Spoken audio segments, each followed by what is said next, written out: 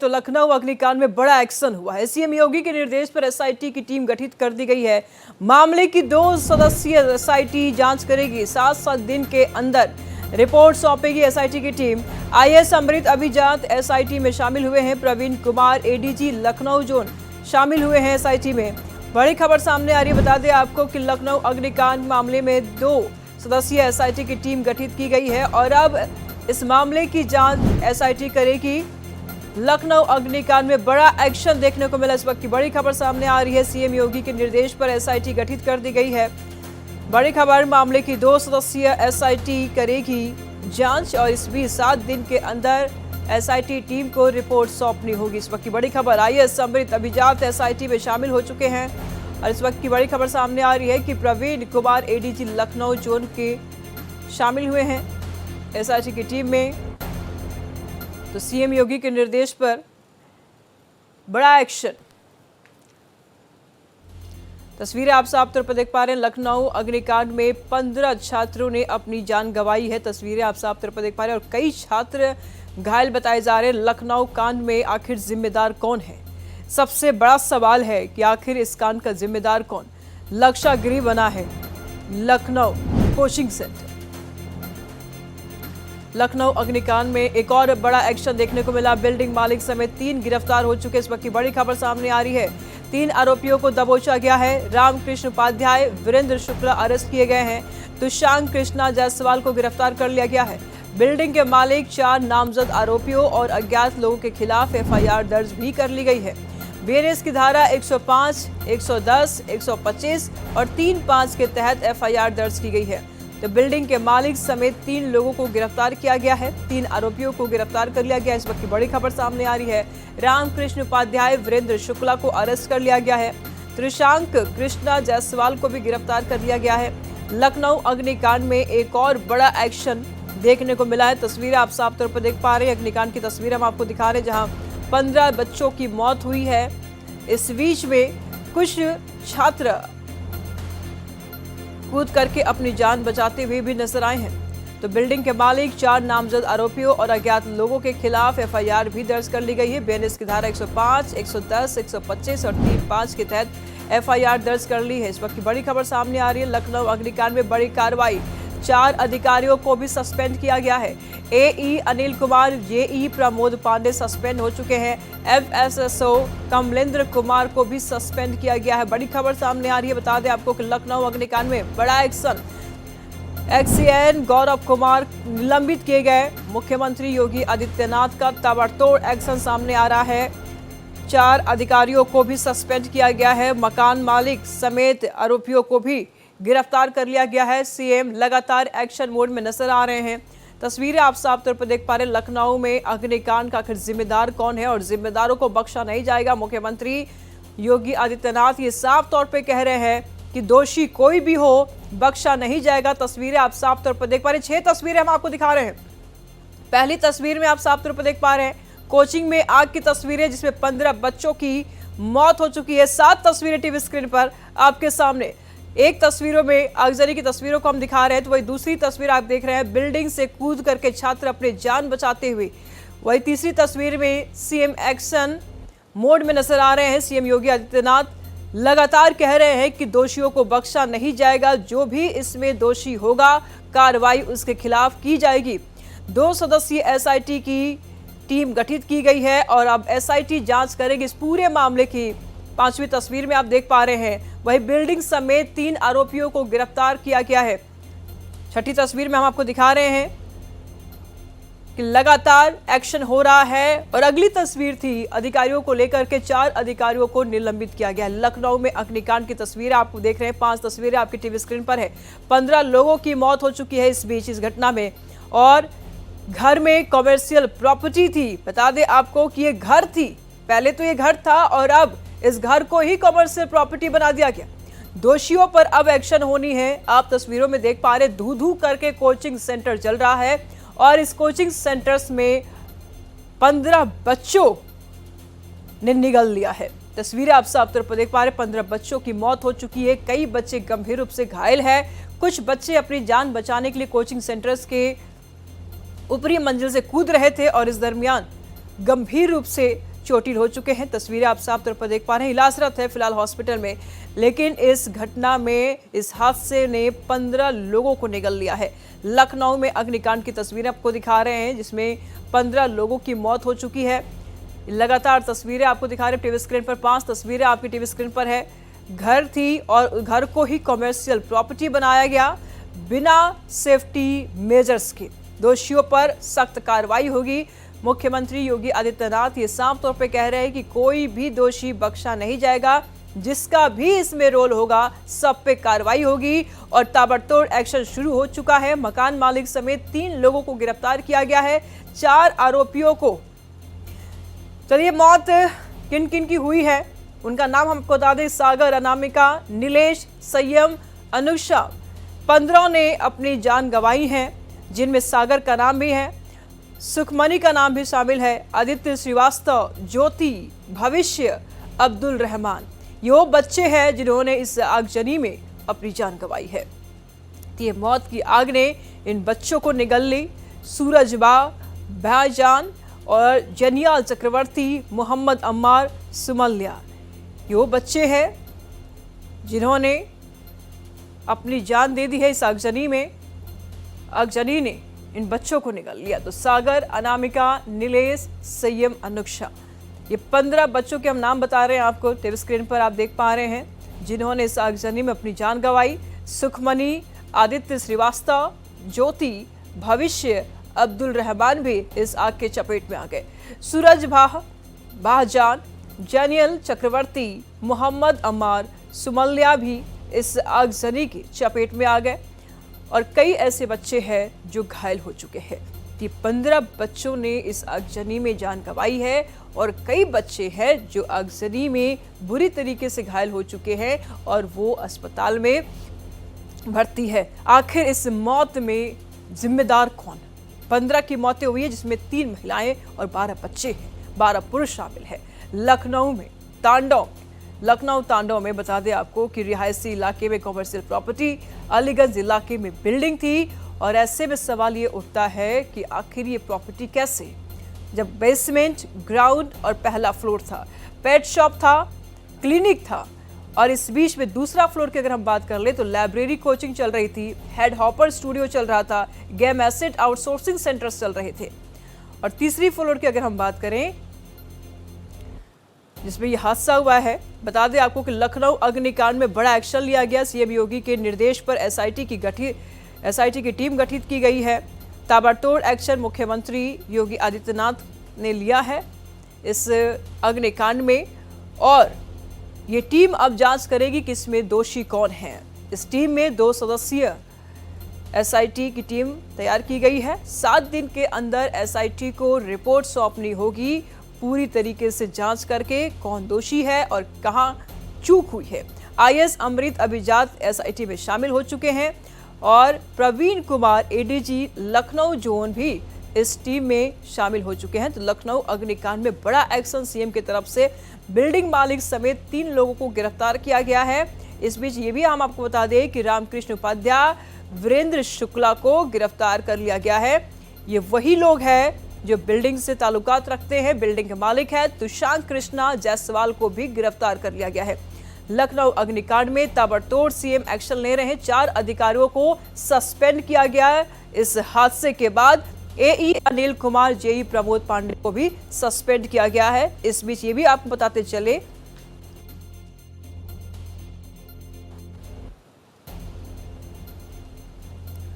तो सेन गौरव कुमार को भी निलंबित किया गया है। तमाम जानकारी के लिए हमारे सहयोगी आदित्य कुमार इस वक्त हमारे साथ बने हुए हैं दिल्ली से और रवि कुमार हमारे साथ बने हुए हैं लखनऊ से। रवि से जान लेते हैं, रवि ताजा हालात क्या है, वहां की कंडीशन क्या है, अब तक की अपडेट क्या है? देखिए पहले तस्वीरें दिखाते हैं। ये जो पूरी इमारत इसके बगल में आपको ये मलबा नजर आ रहा है, ये मलबा है। कल जो अग्निकांड हुआ था उसके बाद की ये पूरे मलबे की तस्वीरें हैं। अब ये देखिए यहाँ पर ये गाड़ियाँ खड़ी हुई हैं, पूरी जल के राख हो चुकी है। ये एक बुलेट उधर खड़ी हुई है, वो जल के राख हो चुकी है। ये पूरा अभी भी यहाँ पर पूरा कीचड़ सा है और ये अगर हम आपको आगे की तस्वीरें दिखाएं जी। तो आप ये देखिए, आप इस तरीके से कोई बात ये पुलिस वहां पर मौके पर मौजूद है, जो अभी भी इसमें तफ्तीश कर रही है। एसी के ये पूरे बॉक्स है वो सभी सब जल चुके हैं, यानी कि स्थितियां कितनी खतरनाक थी, क्योंकि शुरुआती दौर में जिस तरीके से जो आग लगने की जो घटना हुई थी उस दौरान धीरे धीरे आग बढ़ी है, और आग लगने के बाद जब यहाँ पर दमकल के लोग पहुंचे हैं, पुलिस के लोग पहुंचे हुए हैं, उसके बाद फिर जब इस पे आग पे काबू पाया गया तो पूरा जो ये पूरी इमारत थी वो पूरी जल के राख हो चुकी थी। और ये तस्वीरों में आप देख सकते हैं कि इस वक्त यहाँ पर जो भी तस्वीरें हैं वो बहुत ही भयावह है, यानी कि जिस वक्त आग लगी थी उस वक्त तस्वीरें क्या थी और इस वक्त जो चीजें नजर आ रही हैं वो किस तरह की है। यहाँ पर पुलिस की मौजूदगी नजर आ रही है, दमकल विभाग के लोग अभी भी मौजूद हैं, यानी कि अभी भी जो ये तस्वीरें पानी गिर रहा है, यानी कि ये कहा जा सकता है कि काफी देर तक ये पूरा जो आग बुझाने का काम है वो किया जाता रहा है।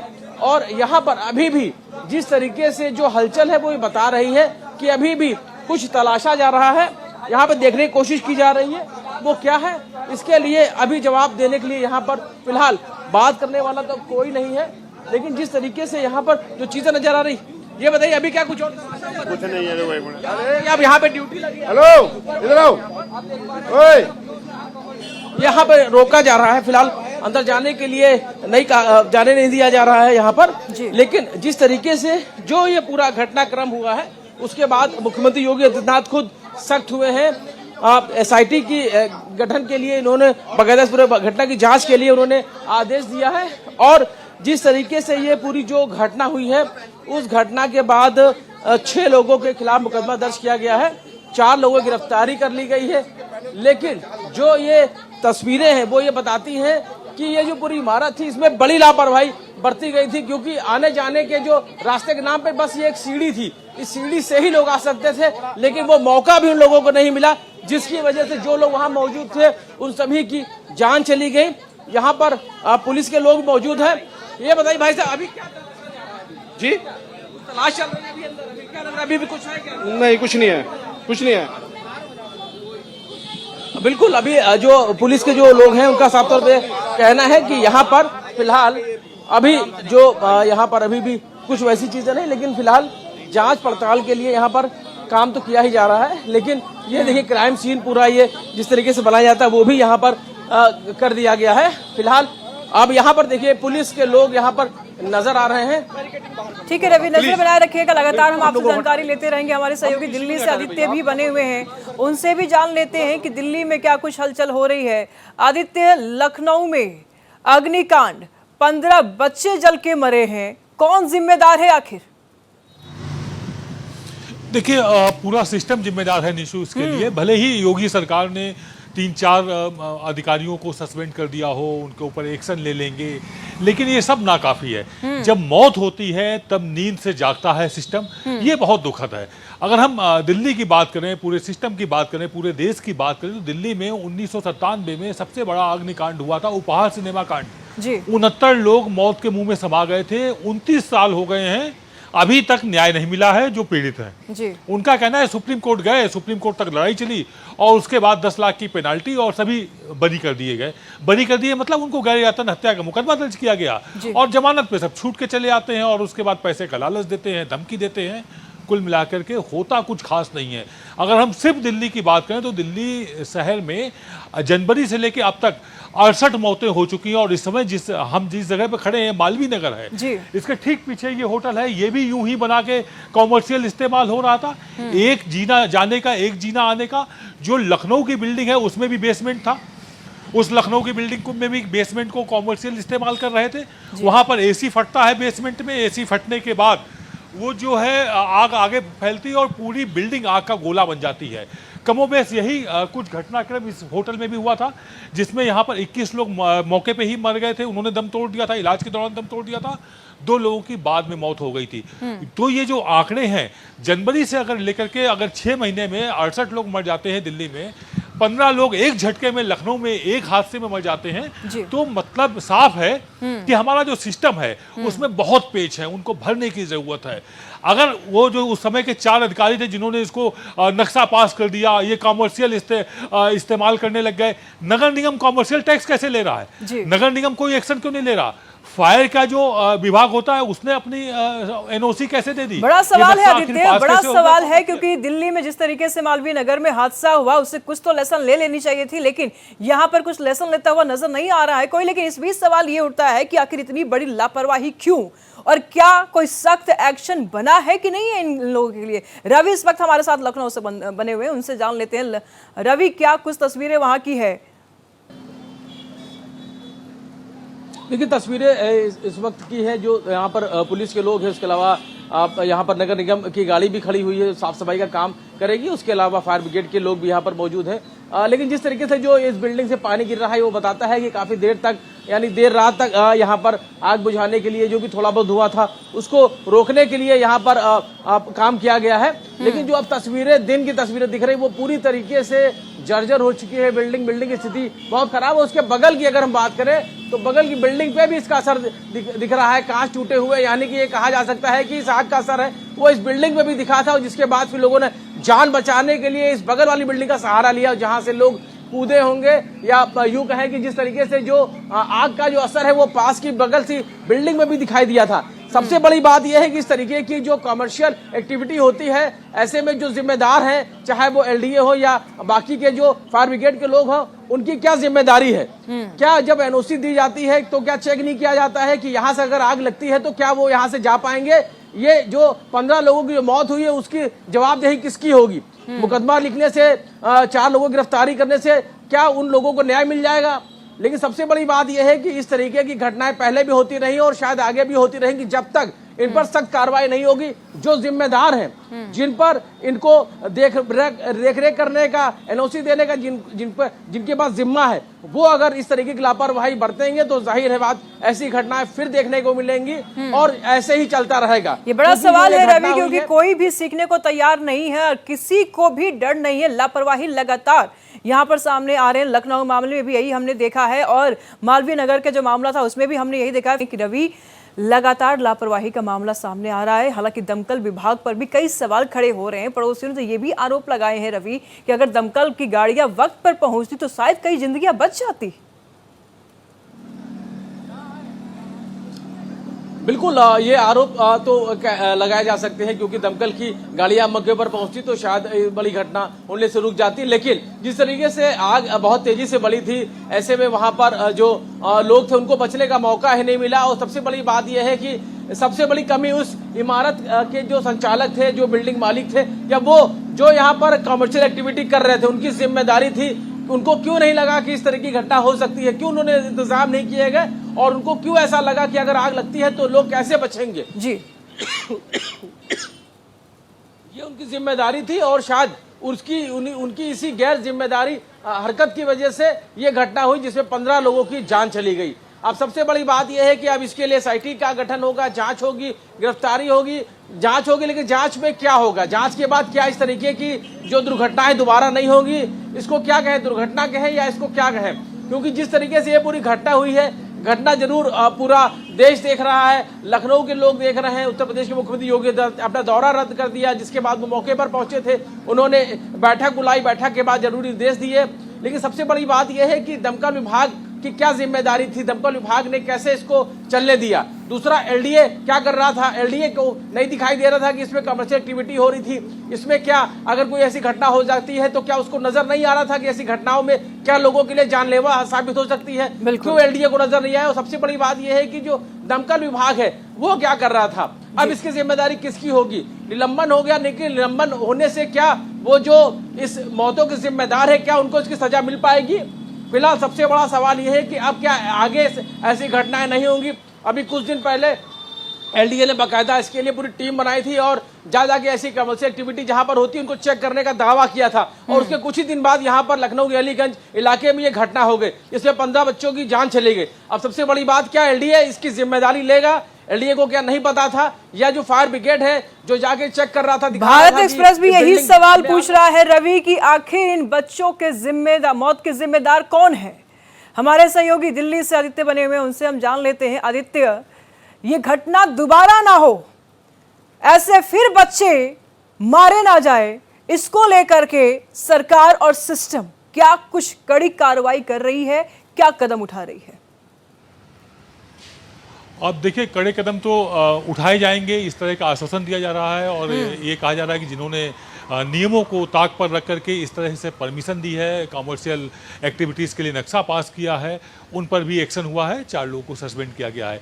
यहाँ एक कॉमन बात देखने को निशु ये मिल रही है, चाहे दिल्ली में इस होटल में आग लगी हो या लखनऊ के उस कोचिंग सेंटर में आग लगी हो, दोनों में एक कॉमन बात यह है कि जो मेन दरवाजा था वो इलेक्ट्रॉनिक लॉक है, यानी कि वो थंब इम्प्रेशन से ही खुलेगा।